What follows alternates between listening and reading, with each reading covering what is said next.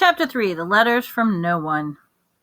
The escape from the Brazilian boa constrictor earned Harry his longest ever punishment. By the time he was allowed out of the cupboard again, the summer holidays had started, and Dudley had already broken his new video camera, crashed its remote car control airplane, and, first time out of his racing bike, knocked down old Mrs. Figg as she crossed Privet Drive on her crutches. Harry was glad school was over, but there was no escaping the Dudley gang, who visited the house every single day. Piers, Dennis, Malcolm, and Gordon were all big and stupid, but as Dudley was the biggest and stupidest of the lot, he was the leader. The rest of them were all quite happy to join in Dudley's favorite sport, Harry hunting. This was why Harry spent much time as possible out of the house, wandering around, thinking about the end of the holidays, where he could go, and a tiny ray of hope. When September came, he would be going off to secondary school, and for the first time in his life, he wouldn't be with Dudley. Dudley had been accepted in Uncle Vernon's old private school, Smeltings. Piers Polkiss was going there too. Harry, on the other hand, was going to Stonewall High, a local public school. Dudley thought this was very funny. "The stuff you'll heads down the toilet the first day at Stonewall," he told Harry. "Want you come upstairs and practice?" "No, thanks," said Harry. "The poor toilet's never had anything as horrible as your head down it. It might be sick." Then he ran before Dudley would work out what he said. On one day in July, Aunt Petunia took Dudley to London to buy him his Smeltings uniform, leaving Harry at Mrs. Figg's. Mrs. Figg's wasn't as bad as usual. Turned out she'd broken her leg by tripping over one of her cats, and she didn't seem quite as fond of them as she was before. She let Harry watch television and give him a bit of chocolate cake and that tasted as though she'd had it for several years. That evening, Dudley paraded around the living room for the family in his brand new uniform. Smeltings boys wore maroon tailcoats, orange knickerbockers, flat straw hats called boaters. They all carried knobby sticks used for hitting each other while the teachers weren't looking. This was supposed to be good training for later life. As he looked at Dudley in his new knickerbockers, Uncle Vernon said gruffly that it was the proudest moment of his life. Aunt Petunia burst into tears and said he couldn't believe it was her icky doodlekins. He looked so handsome and grown up. Harry didn't trust himself to speak. He thought 2 of his ribs might already have cracked from trying not to laugh.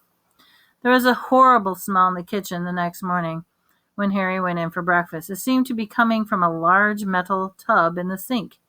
He went to have a look. The tub was full of what Harry looked like dirty rags swimming in gray water. "What's this?" he asked Aunt Petunia.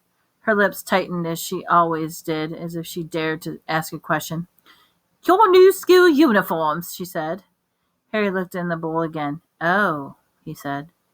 "I didn't realize they had to be so wet." "Don't be stupid," snapped Aunt Petunia. "I'm dyeing some of Dudley's old gray for you. It'll look just like everyone else's when I've finished." Harry seriously doubted this, but thought it best not to argue. He sat down at the table and tried not to think about how he was going to look the first day of Stonewall High, like he was wearing bits of old elephant skin, probably. Dudley and Uncle Vernon came in, both with wrinkled noses because of the smell from Harry's new uniform. Uncle Vernon opened the newspaper. As usual, Dudley banged his smelting stick when he carried it everywhere on the table. They heard a click on the mail slot and the flap of the letters and the doormat. "Get the mail, Dudley," said Uncle Vernon from behind his paper. "Make Harry get it." "Get the mail, Harry." "Make Dudley get it." "Poke him with your smelting stick, Dudley." Harry dodged the smelting stick and went to get the mail. 3 things lay on the doormat: a postcard from Uncle Vernon's sister, Marge, who was vacationing on the Isle of Wight, a brown envelope that looked like a little bit lighted bill, and a letter for Harry. Harry opened up and stared at it, his heart twangling with gigantic elastic band. No one had ever in their whole life had written him. Who would? He had no friends, no other relatives.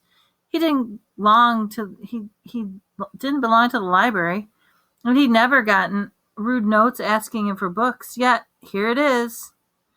Here it was, a letter addressed plainly as it could be, no mistake. Mr. H. Potter, the cupboard under the stairs, 4 Privet Drive, Little Wenny.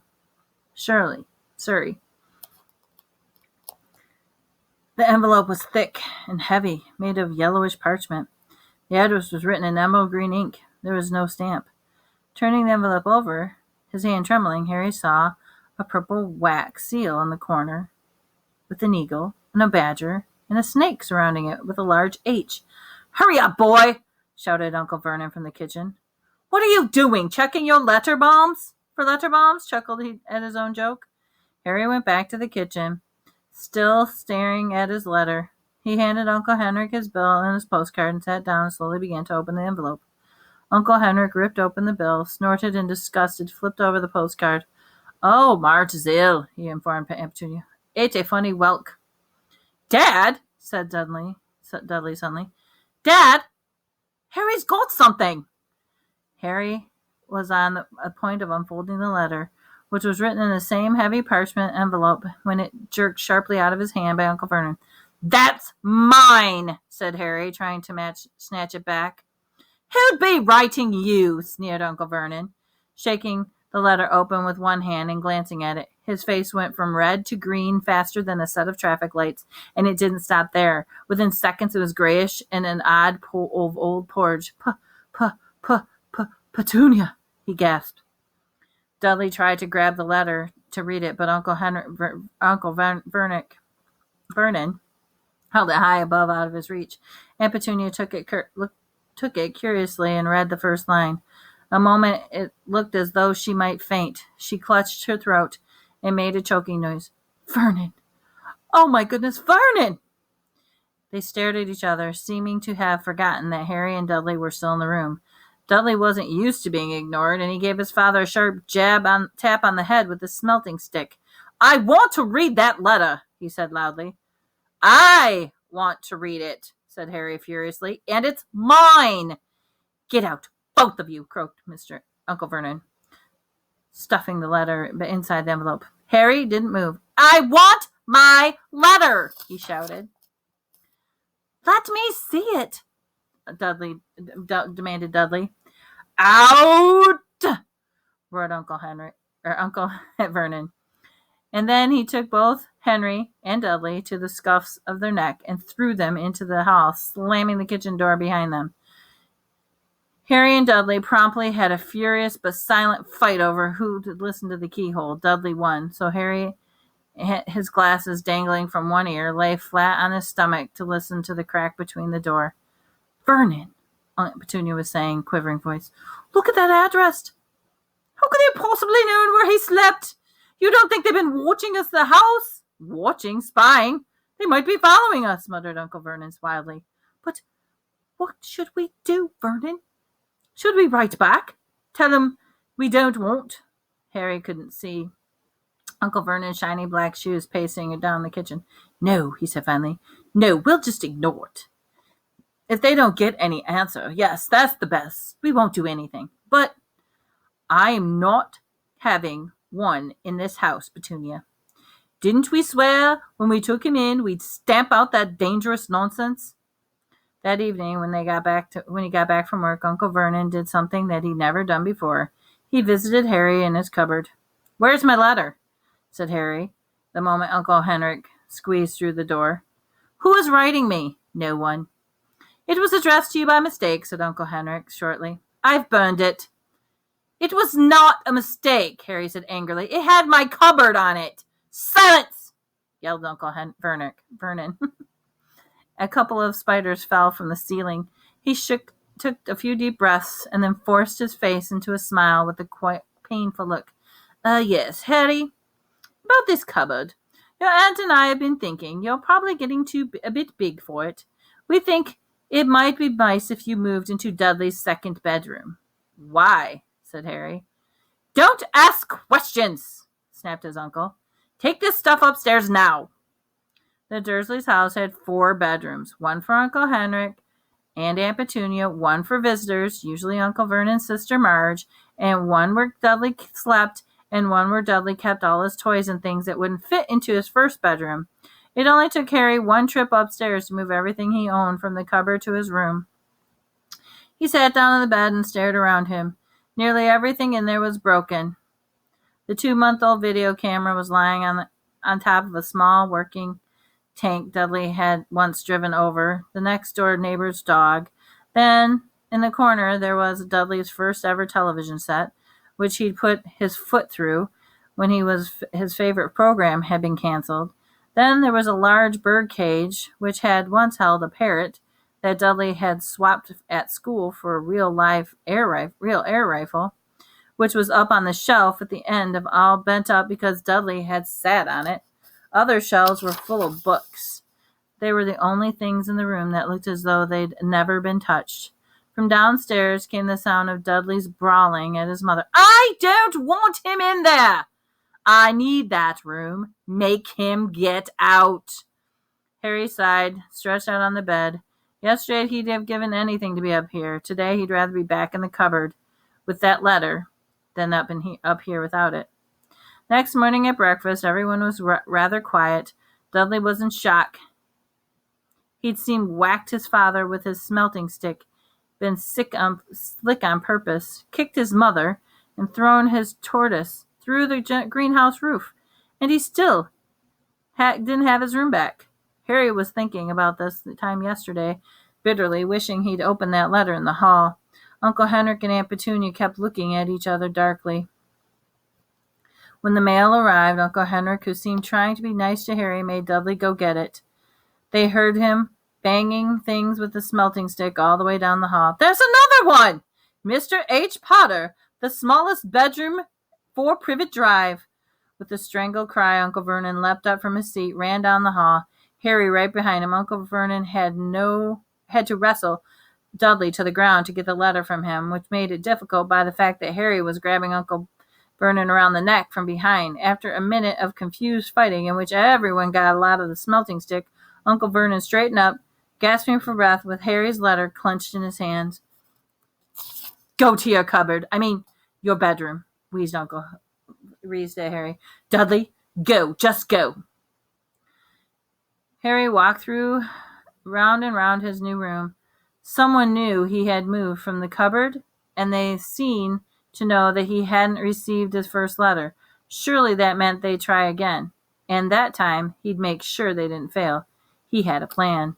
He repaired an alarm clock that rang at 6 o'clock the next morning.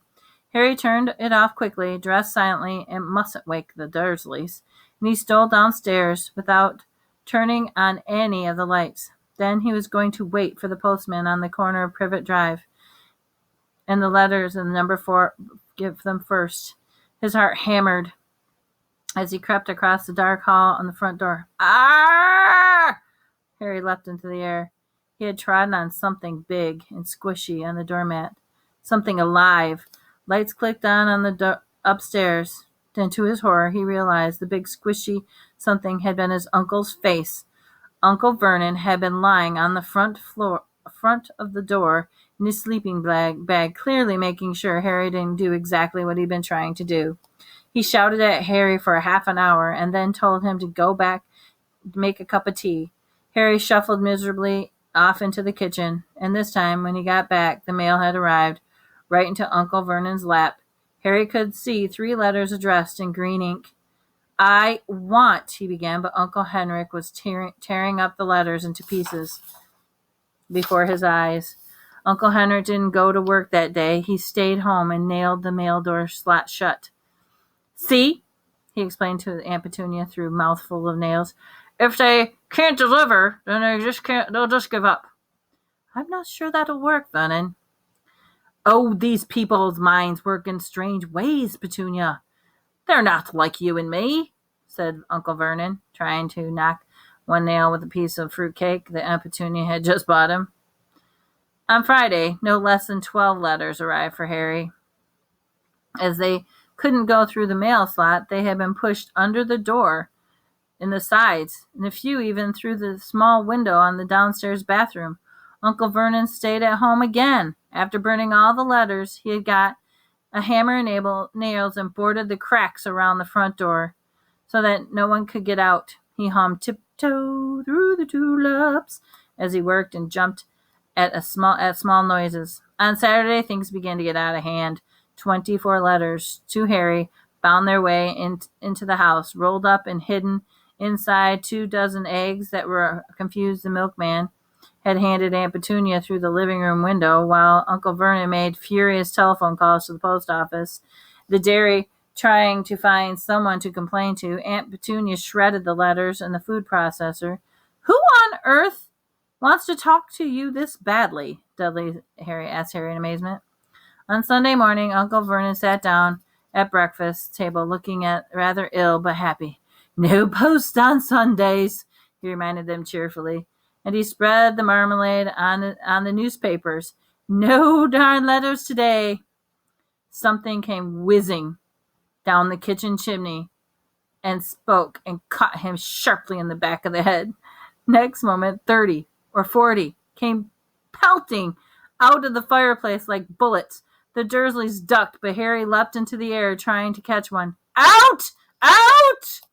Uncle Vernon seized Harry around the waist and threw him into the hall. When Aunt Petunia and Dudley had ran with their arms out over their faces, Uncle Vernon slammed the door shut. They could hear all the letters still streaming into the room, bouncing off the walls and the floor. "That does it," said Uncle Vernon, trying to speak calmly, but pulling great tufts of his mustache at the same time. "I want you all back in 5 minutes, ready to leave. We're going away. Just pack some clothes. No arguments." So he looked so dangerous with half a mustache missing, and no one dared to argue. 10 minutes later, we had wrenched their way through the boarded-up doors, and they were in the car, speeding towards the highway.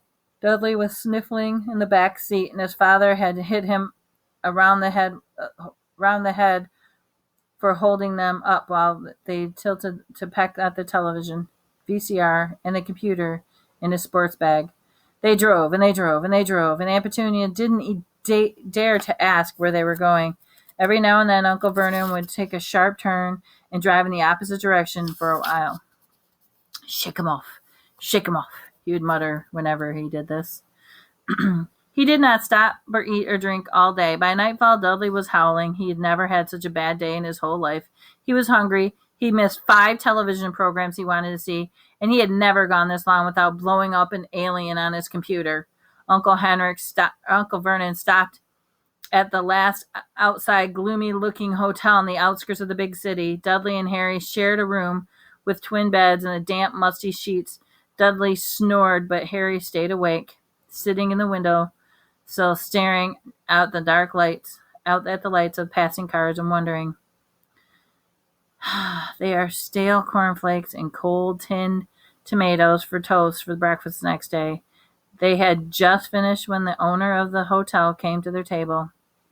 "Excuse me, but if one of you, Mr. H. Porter, only I about an under one of these at my front desk?"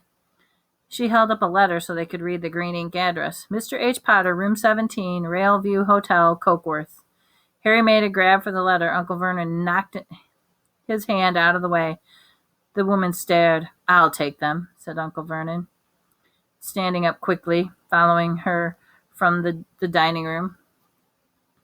"Wouldn't it be better to just go home, dear?" Aunt Petunia suggested timidly. Hours later, but Uncle Vernon didn't seem to hear her. Exactly what he was looking for, no one knew. He drove them into the middle of the forest, got out, looked around, shook his head, got back in the car, and off they went. The same thing happened in the middle of a plowed field, halfway across the suspension bridge at the top of the multi-level parking garage. "Daddy's gone mad, hasn't he?" Dudley asked Aunt Petunia dully late that afternoon. Uncle Vernon had parked at the coast, locked them all inside the car, and disappeared. It started to rain. Great drops beat on the roof of the car. Dudley sniveled. "It's Monday," he told his mother. "The Great Humberto's on tonight. I want to stay somewhere with the television." Monday. This reminded Harry of something. It was Monday. And you usually count on Dudley to know the days of the week because television. That's tomorrow. Then tomorrow is Tuesday. That was a Tuesday. Was Harry's 11th birthday, and of course his birthday. They're never exactly fun. Last year the Durleys had given him a coat hanger and a pair of Uncle Vernon's old socks. Still, you weren't 11 every day. Uncle Vernon was back, and he was smiling. He was also carrying a long, thin package and didn't answer Aunt Petunia when he asked what he bought. Found the perfect place, he said. Come on, everyone out. It was very cold outside the car. Uncle Vernon was pointing when he looked at the large rock way out at the sea. Perched on top of the rock was the most miserable-looking little shack you could imagine. One thing was certain, there was no television in there. Storm forecast for tonight, said Uncle Vernon gleefully, clapping his hands together. And this gentleman kindly agreed to lend us his boat. A toothless man came ambling up to them, pointing with a rather wicked grin, an old rowboat bobbing in the iron-gray water before them. I've already got us some raincoats, said Uncle Vernon, so all aboard! It was freezing in the boat. Icy sea spray rain crept up their necks, and the chilly wind whipped their faces. After what seemed like hours, they reached the rock, where Uncle Vernon, slipping and sliding, led the way to the broken-down house. And inside was horrible. It smelled strongly of seaweed.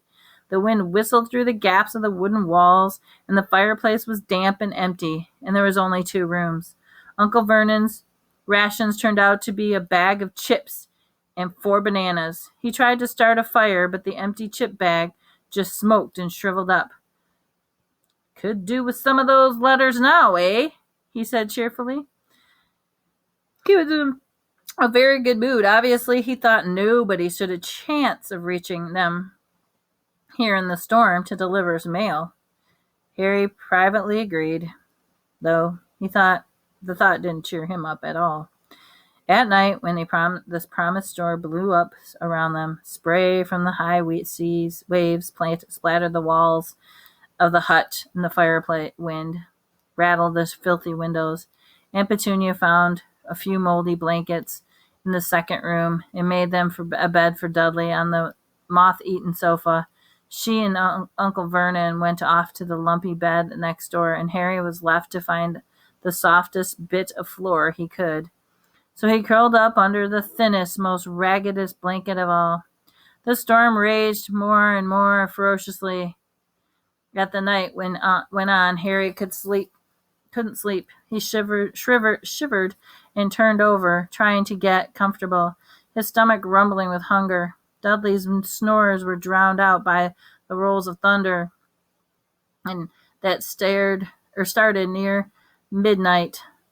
The lighted dial of Dudley's watch, which dangling over the edge of the sofa on his fat wrist, told Harry he'd be 11 in 10 minutes' time. He lay and watched his birthday tick nearer and sooner, no sooner as if the Dursleys were remembering it all, wondering where the letter writer was now.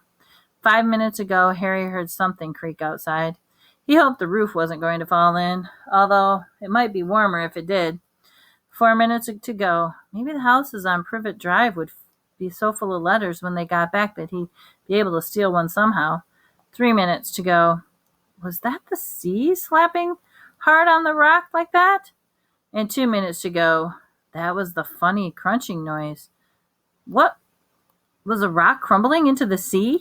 1 minute to go. He'd be 11, 30 seconds, 20 seconds, 10, 9, 8. He'd wake up Dudley up just to annoy him. And then 3, 2, 1, boom! The whole shack shivered, and Harry sat up bolt right, staring at the door. Someone was outside, knocking to come in.